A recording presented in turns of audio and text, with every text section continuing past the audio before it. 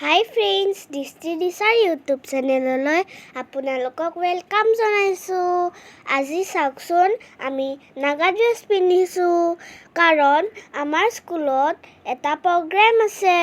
আমাৰ ড্ৰেছটো যদি ভাল লাগিছে তেতিয়াহ'লে লাইক শ্বেয়াৰ কমেণ্ট কৰিব। চাওকচোন, আমাৰ নাগা ড্ৰেছটো কিমান ধুনীয়া লাগিছে। আপোনালোকে এই ভিডিঅ'টো এণ্ডলৈকে চাই থাকিব।